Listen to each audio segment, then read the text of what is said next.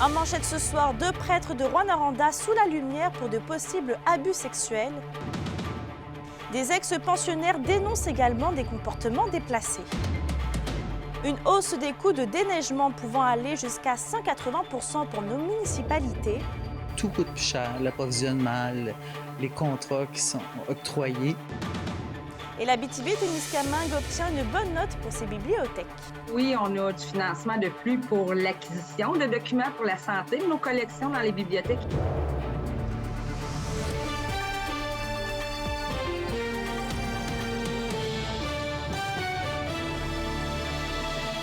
Bonsoir à vous et bienvenue au TVA de 18h. Radio-Canada a révélé ce matin que des prêtres de Rouyn-Noranda ayant œuvré au séminaire Saint-Michel se seraient prêtés à des comportements déplacés et à des abus sexuels. Et ce sont 6 ex-pensionnaires qui les dénoncent. Le résumé d'Alexandre Cabana. Marc Ryan, Pierre Trépanier, Donald Nollet, Julien Rivard et Philippe Boissonneau. C'est les 5 noms qui sont cités ce matin dans un reportage de Radio-Canada et qui dénoncent le comportement de 2 prêtres. Les faits seraient survenus entre 1960 et 1967. C'est l'abbé Joseph Guillot et l'abbé Maurice Magnan, tous 2 décédés aujourd'hui, qui sont cités dans cette affaire. Selon les dires des ex-pensionnaires, les 2 hommes de l'Église auraient posé des gestes à caractère sexuel à plusieurs reprises à l'endroit des jeunes hommes dans diverses situations. Toujours selon Radio-Canada, les faits se seraient déroulés alors que ces derniers fréquentaient l'établissement de Rouyn-Noranda, administré à l'époque par le diocèse de Timmins. Dans une déclaration faite ce matin, l'actuel évêque du diocèse de Rouyn-Noranda, Monseigneur Guy Boulanger, se dit consterné par les présumées accusations. Il déplore toute forme d'abus et souligne qu'il ne devrait pas survenir dans l'Église et encore moins, dit-il, par un de ses ministres. Le diocèse assure qu'il collabora avec celui de Timmins dans cette affaire afin que la lumière soit faite. L'Église de Rouyn-Noranda rappelle qu'il existe au sein de l'Église un mécanisme afin de traiter les plaintes et d'accueillir les victimes. Elle souligne aussi avoir mis en place de plus amples mesures de prévention des abus au sein de l'Église. Alexandre Cabana, RNC Nouvelles, à Rouyn-Noranda. Année après année, les villes de l'Abitibi-Témiscamingue investissent des sommes importantes pour le déneigement des rues et les coûts sont en constante augmentation, entre 40 et 180% pour les municipalités. Vincent Tremblay.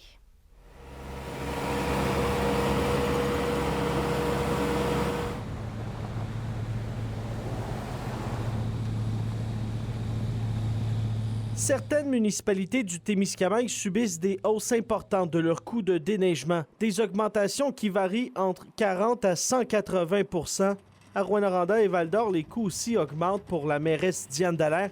Pas question de négliger la sécurité des citoyens. Il y a des incontournables, hein?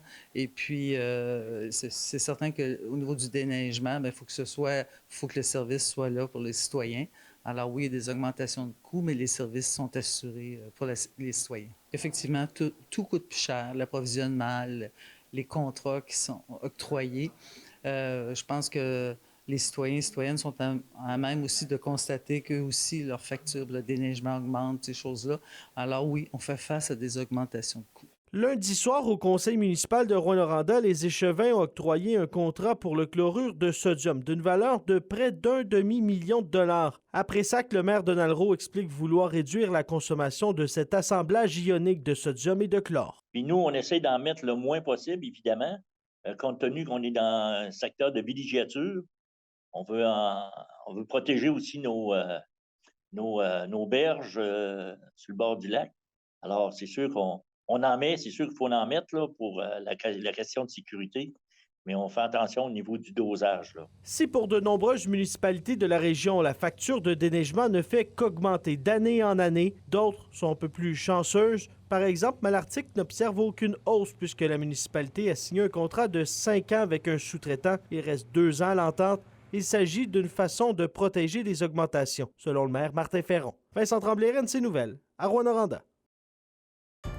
Vos réponses à la question du jour TVA, une présentation de la clinique infirmière Nord-Ouest partout dans la région. Notre équipe peut vous recevoir pour un bilan de santé, une infection, le suivi de maladies chroniques et bien plus. Contactez-nous pour plus d'informations ou visitez notre site web. Et à la question du jour, on vous demandait, avez-vous remarqué une hausse des coûts dans les services de déneigement? Vous avez répondu oui à 85 %.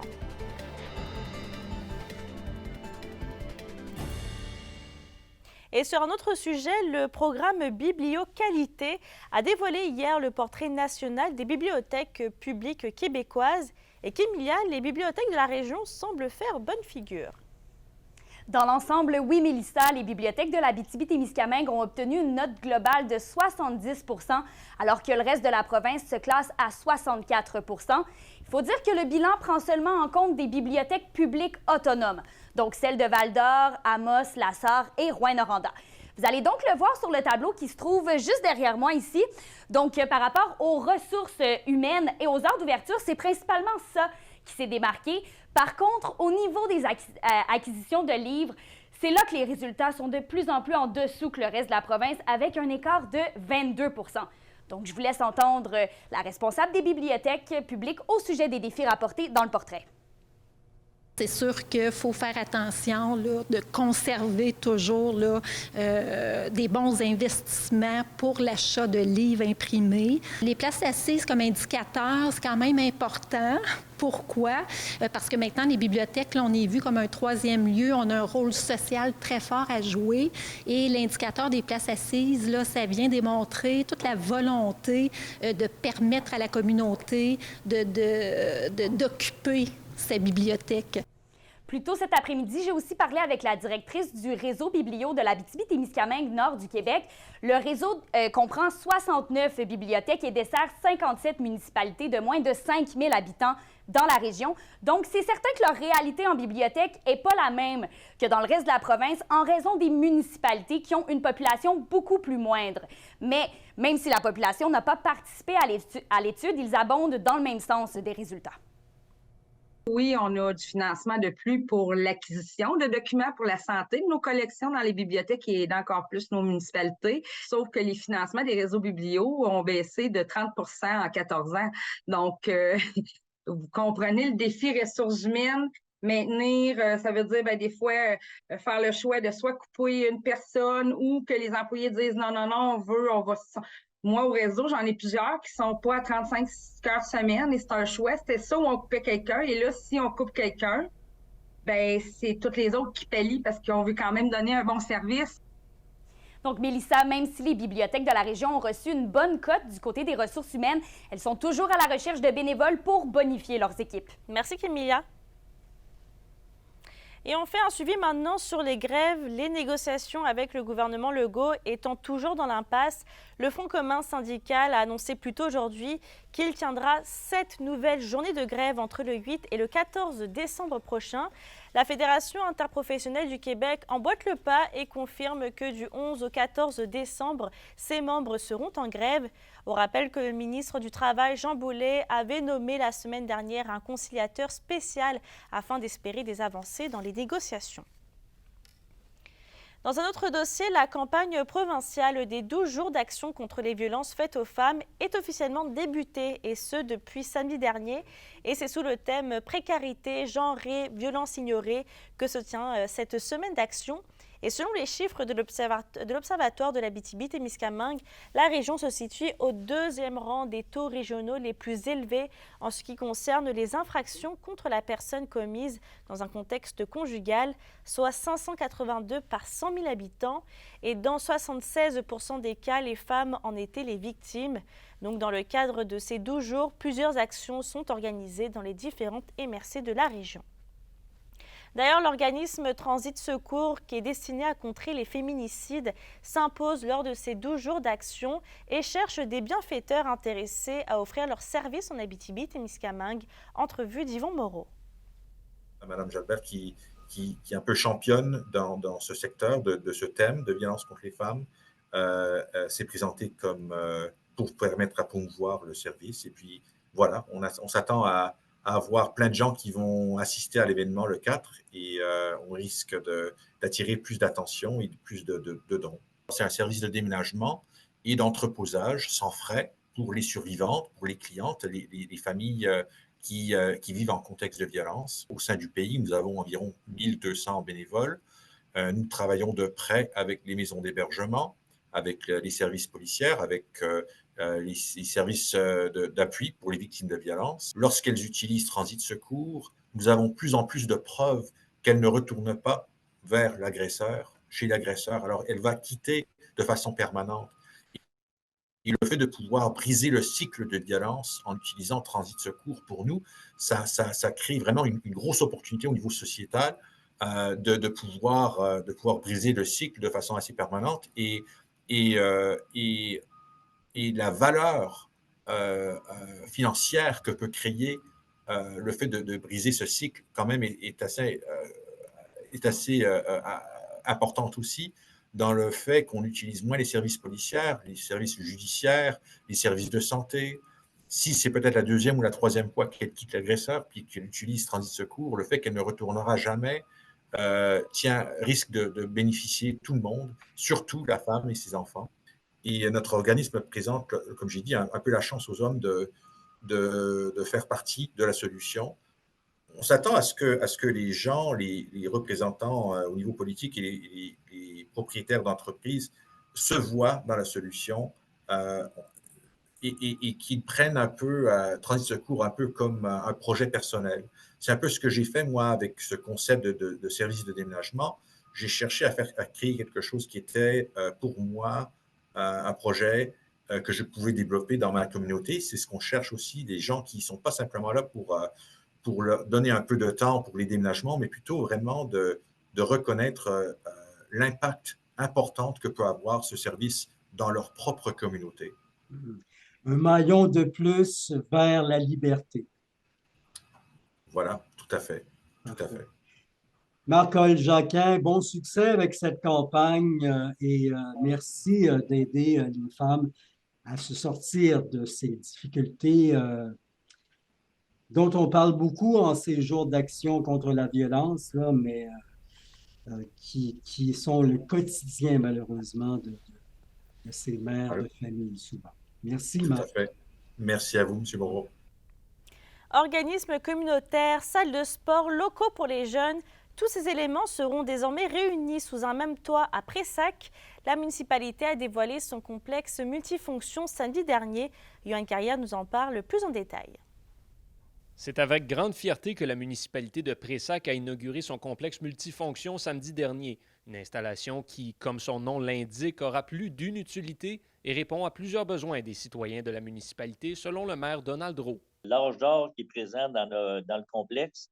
On a aussi un local pour nos jeunes. On va avoir une salle de gym et on est collé sur la patinoire. Alors, on a 4 chambres de joueurs de hockey pour des événements sportifs et une salle de réception pour 200 personnes. Alors, quand on parle de complexe, c'est vraiment là, pour tous les goûts. Le projet a mis 5 ans à être complété et n'a pas rencontré d'embûches majeures. La facture totale s'élève à environ 4 millions de dollars, mais moins de 15 % de celle-ci devrait être assumée par les citoyens, ce qui était l'un des objectifs fixés par le comité de travail mis en place. On a reçu là, tout près de 3,5 millions, 3,6 millions en subventions. Alors, comme je disais tantôt, le gouvernement du Québec a donné 2,4 millions. Le fédéral a donné 500 000. La mine, le complexe La Ronde, qui est sur notre territoire, nous a donné 250 000 $. Et on avait aussi un résiduel de la TEC, la taxe sur l'essence, qu'on a appliqué sur le complexe. Ce nouveau complexe pourrait servir à accueillir des gens ou des événements dans différentes circonstances. Le maire indique d'ailleurs que les portes de sa municipalité seront grandes ouvertes pour les gens des environs. Là, on a des toilettes, on a toute la cuisine est au propane. Alors, on est équipé là, pour accueillir les gens. Il s'y arrive une catastrophe. On a parlé des feux de forêt l'été passé. Puis ils disent que ça risque de ne pas s'améliorer, d'empirer les feux de forêt. Alors, on va avoir un bâtiment là, pour être en mesure d'accueillir les citoyens et citoyennes d'autres municipalités. Yoann Carrière, RNC Nouvelles, Pressac. La traditionnelle campagne de Noël de la Fondation des jeunes de la DPJ est officiellement lancée. Elle invite la population à effectuer des dons qui serviront à répondre aux besoins de 42 000 jeunes de la DPJ, et ce, à travers différents projets. Un appel particulier est d'ailleurs lancé aux organismes de bienfaisance de la région qui sont invités à déposer des projets auprès de la Fondation en février prochain. Et la Fondation mentionne aussi que les besoins sont particulièrement criants en Abitibi-Témiscamingue. On est très, très sensible aux différentes réalités régionales Et donc, on dit, par exemple, aux gens de l'Abitibi là, qui travaillent sur le terrain avec les jeunes en difficulté, ben alors, quelle est votre situation présentement? Où est-ce que vous aimeriez que la Fondation des jeunes de la DPJ vienne vous apporter une aide là, qui serait complémentaire à ce qui est déjà en place dans votre région? Qu'est-ce qui pourrait faire la différence? Et on se déplace en Abitibi-Ouest maintenant. Des cartes postales seront envoyées à chaque résidence, commerce ou organisme de la MRC afin de faire la promotion du territoire. Et cette action vise à sensibiliser la communauté d'accueil à être sensible, accueillante et inclusive, mais aussi vise également à permettre à chaque citoyen d'agir à titre d'ambassadeur pour faire valoir le territoire.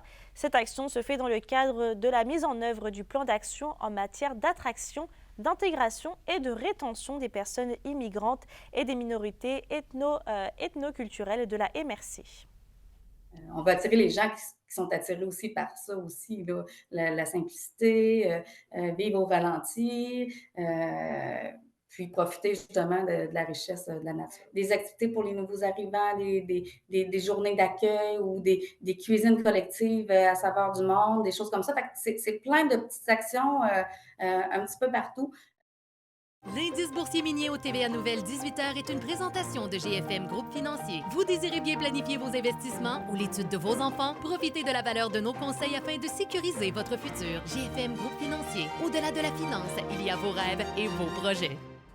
Ah, le temps des fêtes qui fait son grand retour. Dans quelques instants, restez des nôtres parce qu'on sonde la population de l'Abitibi-Témiscamingue. Question de savoir, est-ce qu'on est plus du genre sapin artificiel ou naturel?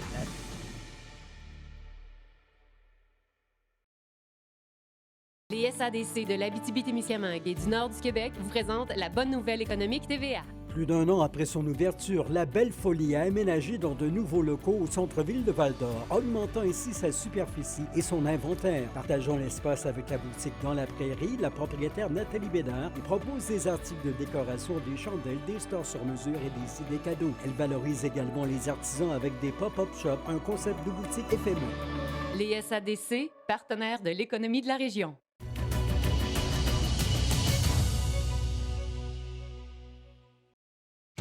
La chronique culturelle vous est présentée par Bruno et Jasmin Leclerc, denturologistes. Des cliniques à la fine pointe de la technologie pour vous servir à Lassar et à Amos. Stéphanie Lajoie était au rendez-vous dans les rues de Lassar ce week-end, car dimanche se tenait la 2e édition de la parade de Noël d'Abitibi-Ouest. Oui, et je peux vous dire, Mélissa, qu'il y avait du monde à Metz. Imaginez plus de 4000 festivaliers qui étaient là pour pouvoir profiter des festivités. On s'est donné rendez-vous directement au centre de formation générale, le retour, pour ensuite longer la rue principale pour se joindre au Participarc. C'est là qu'il y avait lieu tous les événements pour toute la famille, qu'on parle de traîneaux à chiens, qu'on parle de boissons chaudes, de jeux, de tirages. On a même eu droit à un hommage, ma foi, très émouvant à Carl Tremblay, le chanteur des Cowboys fringants. On peut dire que ça a été une réussite sur toute la ligne. Ça a été quasiment merveilleux. Il y en a même qui se croyaient comme dans un film quand ils ont arrivé sur le site de Noël. Ils ont dit on se croirait dans une forêt enchantée. C'était malade. Puis ce qu'ils ont apprécié beaucoup, à comparativement à l'année passée, c'est qu'il y avait un peu plus de place pour bouger. Les kiosques étaient tous séparés. Ça, c'est grâce à Angèle. Là. Mais on remercie beaucoup la population d'avoir participé parce que sans la population et l'Abitibi-Ouest et ses environs, sinon, ça n'aurait pas été une réussite. C'est ça qui est notre pays, finalement. Et Stéphanie, avec le temps des fêtes qui approche, vous êtes allée sonder la population sur leur choix de sapin de Noël. Oui, et c'était quelque chose, Mélissa. J'ai adoré rencontrer les gens pour savoir est-ce qu'on est du type sapin de Noël naturel ou artificiel. Voici ce qu'ils avaient à nous dire. On est artificiel depuis peut-être 15 ans, donc il est pas mal amorti. Moi, j'irais plus sur le naturel, parce que à cause de la senteur, puis... Le sapin de Noël artificiel que j'ai chez nous, là, il peut faire 35 000 couleurs en même temps, puis c'est ce que j'ai depuis longtemps, puis ça prend pas de place, puis c'est propre aussi, là, fait que c'est parmi les raisons. Naturel, la senteur est vraiment réelle. Naturel, oui, c'est beau. mais c'est ça. Tu sais, on en coupe. Puis il y en a qui y a des tripeux de Noël, là. Fait que les sapins passent, comme on dit. Fait que je te dirais plus artificiel. Donc, moi, de mon côté, j'y vais avec le sapin artificiel. Hein. J'ai un chien à la maison qui s'appelle Ballonné. Ça fait moins de salissage, je vous dis ça comme ça. Et pour terminer, je vous rappelle que le quatuor Toqué Ado sera de passage par chez nous. Ils vont célébrer leur 15e anniversaire. Et pour les intéressés, on rend hommage à la musique d'ici avec les plus grands succès créés par des artistes du Québec et de la francophonie canadienne. Ça va se passer demain au Théâtre du Cuivre, après-demain du côté de Val-d'Or. Et manquez pas notre entrevue avec eux qui aura lieu demain soir, 18h, au Bulletin culturel de TVA Abitibi-Témiscamingue. C'est bon, c'est un rendez-vous. Merci Stéphanie. C'était la classique annuelle du club de curling des Jardins Éclat-Québec de la Sarre ce week-end. Et 24 équipes d'un peu partout en région se sont disputées les honneurs. On vous dit tous les détails dans un instant.